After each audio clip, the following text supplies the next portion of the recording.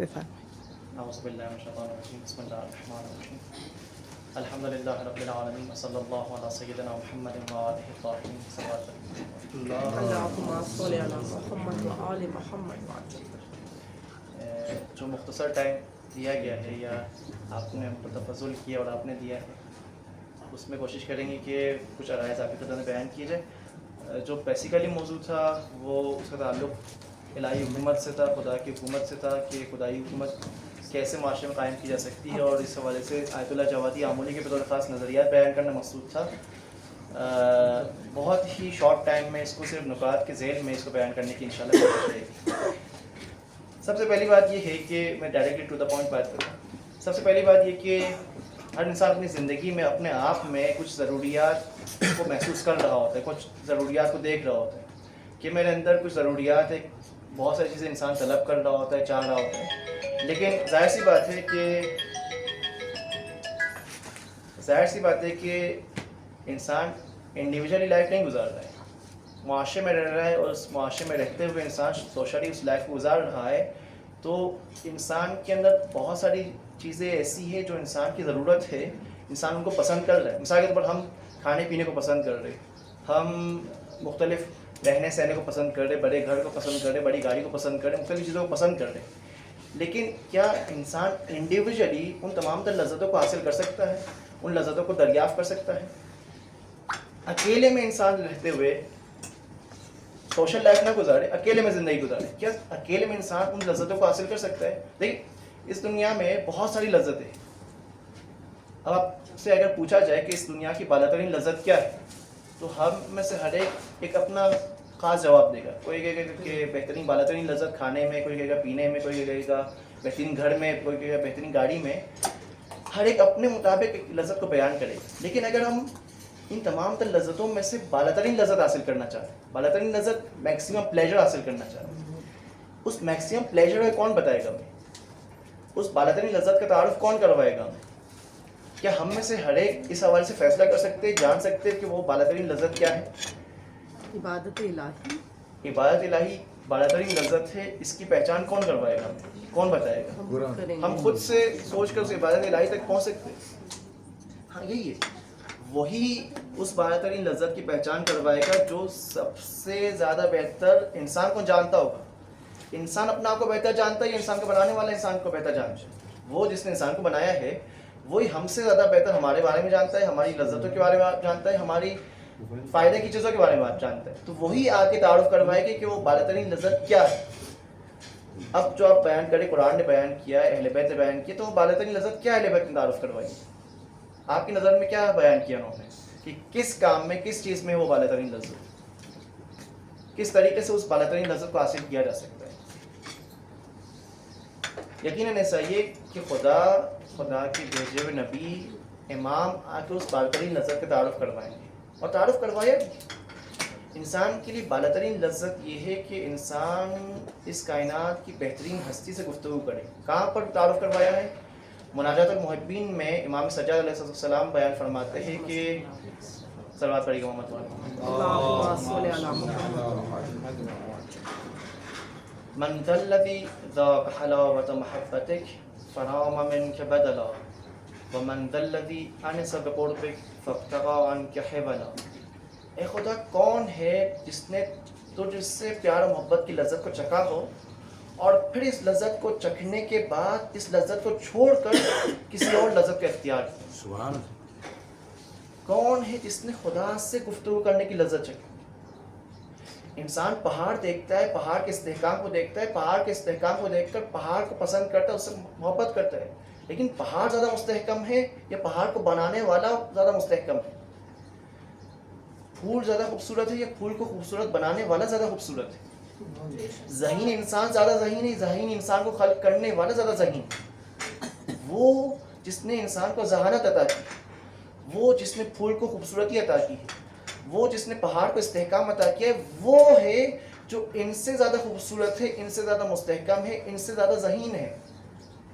انسان اپنی زوجہ کے ساتھ گفتگو کرنا پسند کرتا ہے, وہ جس نے اس حسین زوجہ کو انسان کے لیے خلق کیا, بنایا. انسان اس کو دیکھے, اس سے گفتگو کرے, کتنی زیادہ لذت محسوس کرے. تو یہ انڈیویجول لذتیں ہیں جو انسان محسوس کر رہا ہے، لیکن تمام تر لذتیں انسان انڈیویجلی حاصل نہیں کر سکتا. بہت ساری ایسی لذتیں جس کا تعلق انسان کے معاشرتی پہلو سے، اس معاشرتی پہلو سے جن لذتوں کا تعلق ہے، ان لذتوں کو انسان کیسے حاصل کر سکتا ہے. اگر انسان اپنی مرضی سے کام کرنا شروع کر دے، جو انسان کا جی چاہے وہ اس کے مطابق عمل کرنا شروع کر دے، تو اگر اسی طرح انسان نے کام کرنا شروع کر دیا تو اس طریقے سے معاشرے میں تو ہرج و مرج ہوگا، فساد ہوگا، بے نظمی ہوگی. اس بے نظمی سے انسان کو بچانا ہے، روکنا ہے.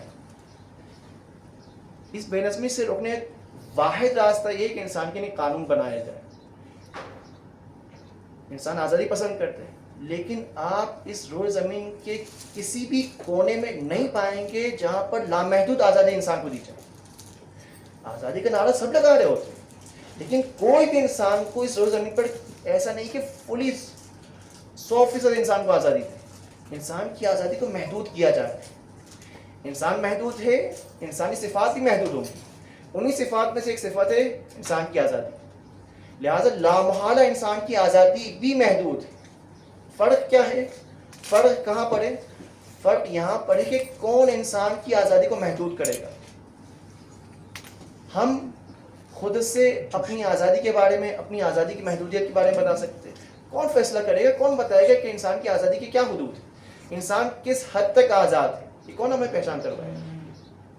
وہی پہچان کروائے گا جو انسان کو جانتا ہے، انسان کی ضروریات سے آگاہ ہے، انسان کے فائدے و نقصانات کے بارے میں جانتا ہے. وہی آ کے بتائے گا کہ انسان کے لیے کیا چیز فائدہ مند ہے، کیا چیز نقصان دہ ہے، انسان کی کیا حدود ہے، کیا لمٹس ہے. وہی آ کے ان حدود کو تعین کرے گا. اب دنیا کے عقل مند ترین انسان یونائٹڈ نیشنز میں بیٹھ کر انسان کی آزادی کے بارے میں، انسان کے حقوق کے بارے میں، انسان کے رائٹس کے بارے میں، وومن رائٹس کے بارے میں، ہیومن رائٹس کے بارے میں فیصلہ کر لو. وہ زیادہ بہتر جانتے ہیں جس نے انسان کو بنایا ہے. وہ زیادہ بہتر جانتے ہیں. وہ آ کر انسان کی آزادی کو محدود کر رہا ہے، بیان کر رہا ہے. اب جب انسان کی آزادی محدود ہونی ہی ہے قوانین کے ذریعے سے، یہ قانون کو کون بنائے گا؟ وہی بنا سکتا ہے جو انسان کے بارے میں جانتا ہے. خداوند متعال نے انسان کے لیے قوانین بیان کر دیے، بنا دیے ہیں. اب ان قوانین پر عمل پیرا ہونا ہے، ان قوانین کو انسانیت تک پہنچانا ہے. یہ کام کون کرے گا؟ لامحالہ یہ کام خداوند متعال نے انبیاء کے ذریعے سے انجام دیے. خداوند متعال نے ہماری ہدایت کے لیے انبیاء بھیج دی. ٹھیک ہے، اگر خدا ہماری ہدایت کے لیے انبیاء نہ بھیجتا تو انسان جو صاحب عقل ہے اتنا آزاد ہوتا کہ اس کائنات کی عظیم ترین ہستی تک کو چیلنج کر سکتا تھا کہ خدایا تو نے ہماری ہدایت کے لیے انبیاء کیوں نہیں بھیجے. قرآن کیا ہے؟ رسلا مبشرین و منذرین لئلا یکون للناس علی اللہ حجۃ بعد الرسل.